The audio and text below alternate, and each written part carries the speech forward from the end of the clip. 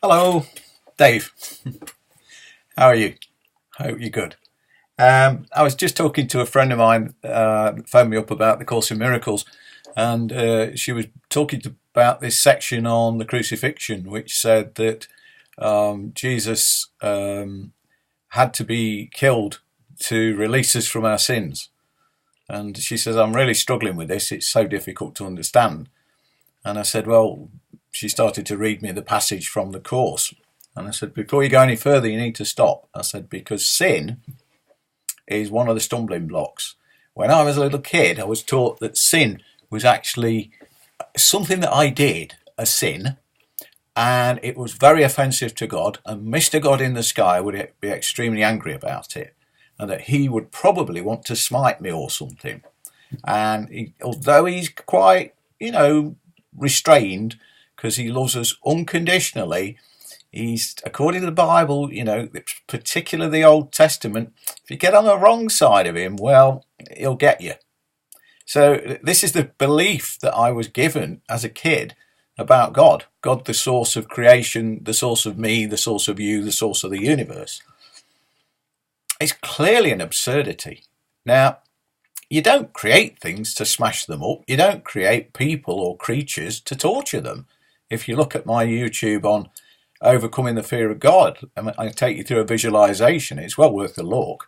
And you put you in the position of what would you do as a creator, and nobody would be cruel. Cruelty is not part of God, not part of us. We're an extension of God. So it comes down to this old question of, well, what are we? Jesus said, forgive them, Father, they know not what they do. He could have equally said, forgive them, Father, they don't know who they are. And that was the purpose of the crucifixion. We're very clever. We're naked apes, as Desmond Morris says. But as naked apes, actually, we're very, very inventive. And what we've done, we've invented languages to communicate ideas. We've created concepts and theories to explain phenomena. And it's a remarkable set of achievements. It's amazing. It's wonderful. But it's also got a kind of trap in it, a dark side. And it's the way that we think about things that can lead us to come up with explanations that aren't necessarily the right explanation. 50 years ago, the grown-ups when I was a kid used to smoke. Most people smoked 20 a day. The cigarette companies knew that. They used to pack them in 20 packets, 20 cigarettes per pack. That's one day. And they'd be smoking away, saying, don't do any harm to me. There's no scientific proof. And then suddenly science says, oh, we might have been a bit hasty. Actually, it gives you cancer and heart conditions. Now they're saying, it does make you ill. Science has proven it. But do you know what? It was still making people ill before science proved it. And this is one of the flaws in the way that we process. We need science. We need it. There's no question about it. We need it to understand the material laws, to calculate the stopping distance of a bus when you put the brakes on. You need science. It's good. But in terms of the higher laws, the laws of causation and why they are the laws of causation, science has no explanation. Science says, well, those are metaphysical questions, and if they're not empirically provable, then they're metaphysical, and so they're meaningless. And I remember Professor Joe arguing that you could discuss a unicorn, but just because you have a word for it doesn't mean such a thing exists. And he was saying that certain words are meaningless, but we do fancy a go at trying to, discuss them, chew the fat, etc., develop our own views. But Jesus was actually a man in touch with higher knowledge who also had a physical body, and he was well aware of what it felt like to be human. He knew what hunger felt like, he knew what pain felt like, he knew what pleasure felt like. He actually said, I've overcome the world for you. And I think that was the reference to overcoming being blinded by physicality. So we come back to the crucifixion. What was it about? Well, it was proof that we are fundamentally spirit, not body. We have a body. Personally, I have a body. I also have a Volkswagen. Now, my Volkswagen is a very nice car. It always starts, takes me where I want to go, and it doesn't use much fuel. So it's pretty green. I like that. But I would not say I am a Volkswagen. Because I own one doesn't mean I am one. So when Jesus was talking about you are children of God, he was referring to our spirit. Now, I've got a very good friend who's an atheist, and he says, well, Dave, you can't say that. You can't say spirit. You can't say mind. You can't say consciousness. What are you talking about? Bring it back to what's practical. And Jesus would have hit the same brick wall with all the experts of the time, because the experts of the time would have said, well, we know if we cut your throat and the blood runs out, you're dead. So what is this spirit, this immortal spirit? How can you prove it? And so what he did was, over his years of teaching, he used his mind to heal people who were sick. Now, sin is the cause of illness, because often when Jesus healed people, he'd say, right, okay, you're healed, now go out and sin no more.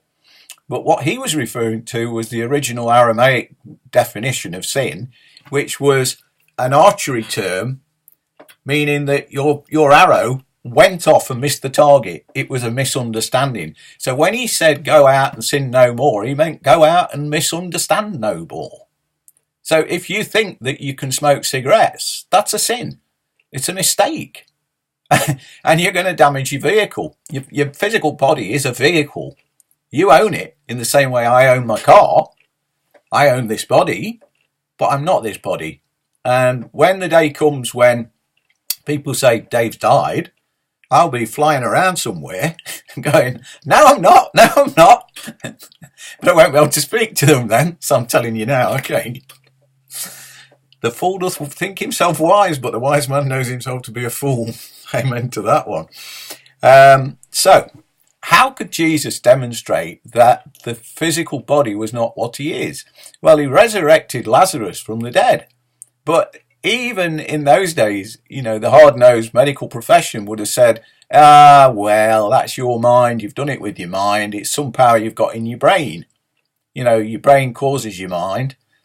But if you think about it, if your mind depends on your brain, there's no possibility of going to heaven, and there's no possibility of reincarnating if you cremate the body. What will we come back as? Cinders. So this whole idea of what spirit is the purpose of the crucifixion. It was to teach us what spirit is and release us from, guess what? Twang! Our misunderstandings. The misunderstandings. That's the point. So here is a person who is fully awake spiritually, who knows that he is immortal spirit. He knows he's not just a physical body. He's had I don't know how many 100 incarnations, and he knows. I mean, when you listen to the stories in the Bible, they took him into the temple when he was about, I think he went in the synagogue when he was about 13. And the rabbis said, well, we don't know where you got this one from. He's ever so smart. Well, of course he was. That was about his 900th incarnation. So anyway, what he did was, it was very, very clever. He set up a demonstration, and he used the Roman Empire, not as his persecutors, but as his publicity agent. They were so powerful that he knew this story would get reported and reported and reported forever and ever. So he got the Roman Empire involved in it. They crucified him. And don't forget, he did it willingly, because when Peter cut off the guard's ear, he said, no, Peter, that's not the way. This is the way. And he put the ear back on the guard and healed him, because he was demonstrating that he was what he was. And he said, my Father will resurrect my physical body. I'll be back. And of course, his father, in Aramaic, father means dad, as in normal father, but it also means first mover. So he was saying that the cause of him would restore him, which is basically spirit. Spirit is referred to in Genesis, when he talks about the creation of Adam, he refers to spirit as putting his holy breath into Adam. He breathed it into Adam, and we are Adam kind. So our spirit, our soul, is this holy breath, ruach, I believe it is in Hebrew. But the rabbis wouldn't believe it, and the doctors wouldn't believe it, and they said, no, when you're dead, you're dead. And he said, no, you misunderstand. So he allowed his body to be crucified, his spirit left, and then it came back into the tomb, and he restored himself. He pushed away the stone, and then he was seen in two places at once, which is that's the mark of a master. It's called bilocation, which proves he was a master. 30 days without and nights without food is also the mark of a master, which he demonstrated in the wilderness. But then when he appeared to his disciples, Thomas, who was set up to ask the question, because we've all got a Thomas inside us, we've all got a part that says, I want to see the holes. I want to see, is it really you? I'm not so sure. You prove it. And he went to Thomas and he said, look, there, that's where they put the nails through. And he was convinced. Thomas was asking that question for you. And he was asking that question for me, because you won't get a bigger skeptic than me. I've arrived at certainty through not trusting anything until I've seen an inspiring example that makes me different. So what is this spirit that we've got? Well, the best explanation I've got is that it's an energy field. If you take a Kirlian photography, it's spelt with the letter K. If you look it up, if you Google Kirlian, you'll see that you can take photographs of things like hands, leaves off a plant, and a living thing has always got like a fuzzy field round it. Now I think that is spirit. Now that was what Jesus was demonstrating, that this energy is what gives life to flesh. Flesh is basically just the top of the food chain without spirit. If the spirit leaves, you're classed as dead. After that, you can't come back. But a master can. So it took a master to demonstrate that we're not physical bodies. It took a master to prove to us that we are this energy field that is called spirit. And I believe it comes from an ocean of spirit that we normally call God. So what does spirit look like? Now, I was talking to my friend on the phone, and I said, if you take a glass like this, and then you take a glass like this, and you put water in this glass, and you say, right, what is the water? What's the shape of the water? You'd say, well, it's that shape.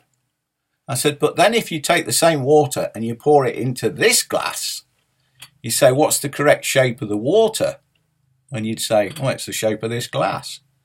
So the problem is that you're talking about something that can fill anything perfectly. You're talking about an energy that when it is present, it will take over the form and maintain it and keep it alive. Now, this is what Jesus was trying to explain to us. We have constructed ideas that biochemical processes are what cause life. We think that it's simply a case of if I'm breathing, I'm alive. So, you hold the mirror to the mouth. If there's breath on it, you say it's still alive. But if the person stops breathing and the pulse stops pulsing, we say, no, they're dead. These days we say if there's no brain activity. But Jesus was versed in lots of different yoga techniques, and he could stop his body, he could switch it off. I believe he trained as a Kriya yoga practitioner, because it says there was something like 20 years between him being 13 in the synagogue and coming back at 33. So he'd got 20 years. Where did he go? It doesn't actually say where he went. I was told by my vicar at school that he travelled. And I said, well, where? What, was he a gypsy? Did he work at Butlins? What, was he a red coat? Yeah, and they got into trouble for that. But the point is that it doesn't actually explain. And then some of the parables that he told were the same parables that the Essenes used, and they go back 10,000 years before Jesus. But this guy was a real master. He was what you call an avatar. And God sends avatars when we need them. But the problem is that to try and understand the life view of an avatar is probably as difficult as it would be to understand E.T. If E.T. flew down out the sky, and he's able to travel, 50,000 light years, And we say, well, how do you do it? What kind of rocket have you got? And he says, I haven't got a rocket. And then he starts talking about multi-dimensional space and bending the dimensions and warp drive. We go, what? And that's how hard it is to try and get into this. But the absolute truth is that we're all masters, every one of us. We're all on the road to this higher consciousness, and Jesus is one of the signposts. I think there are lots of signposts. Many people have taught the same stuff. So I don't know if that's any help. I hope it is. If anybody's got any questions, just drop me an email and I'll do the best to answer I can. And you're all beautiful.